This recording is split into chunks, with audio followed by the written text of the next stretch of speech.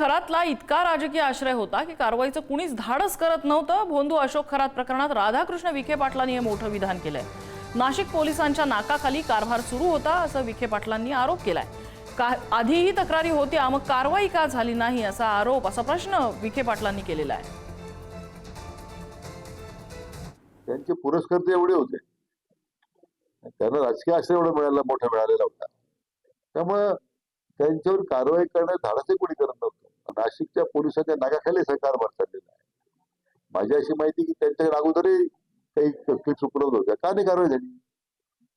राज्यकर्त्यांकडे आपण ज्यावेळी बोट दाखवतो त्यावेळी त्याची काही कायदा सुव्यवस्था पाहणारी यंत्रणा आहे, त्यांच्यावर सुद्धा जबाबदारी होतीच ना।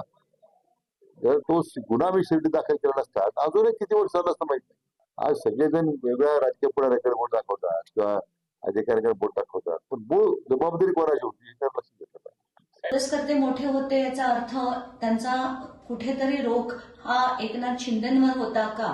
पण ते एक विसरतायत की एकनाथ शिंदे असताना गृहमंत्री हे देवेंद्र फडणवीसच होते आणि नाशिक पोलिसांनी जर कारवाई केली नसेल तर ते सरळ सरळ देवेंद्र फडणवीसांवर आरोप करतायत, ह्याचं त्यांना कदाचित भान नसेल। आधीचे जे मंत्री होते एकनाथ शिंदे होते, पण तेव्हा सुद्धा गृहमंत्री फडणवीस होते।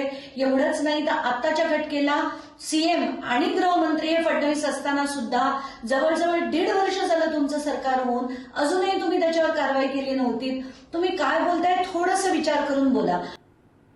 भोंदू बाबा अशोक खरात याचा VRS विमान कंपनीशी संबंध असून VK सिंग हा खरातचा भक्त आहे असा आरोप अजित पवारांच्या राष्ट्रवादीचे आमदार अमोल मिटकरी यांनी केलेला आहे। भोंदू खरात याचा 16 ते 31 नोव्हेंबर पर्यंतचा CDR काढावा, अन्यथा महाराष्ट्राच्या जनतेचा आगडो मुसळल्यास तो ईशान्येश्वर मंदिराच्या गाभाऱ्यापर्यंत पेटत जाईल असा इशारा अमोल मिटकरींनी दिलाय।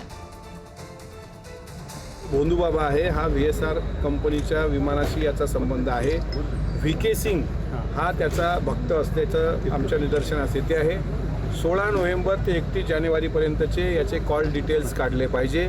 त्याचप्रमाणे याच्या खात्यावर झालेलं ट्रान्झॅक्शन, कुणाच्या सांगण्यावरून दादा VSRच्या विमानात बसले होते, कुणी त्यांना रोखलं होतं रोडनी जाण्यापासून म्हणजे 27 जानेवारीला, या सगळ्या गोष्टी गुलदस्त्यात आहेत आणि महाराष्ट्र सरकारने निपक्षपाती चौकशी करून जर अजितदादांना न्याय द्यावा असं जर माननीय मुख्यमंत्री आणि उपमुख्यमंत्री शिंदे साहेबांना वाटत असेल तर आमची हात जोडून विनंती आहे की अशोक खरात 16 नोव्हेंबर ते 31 जानेवारीपर्यंतचे त्याचे सर्व CDR काढा।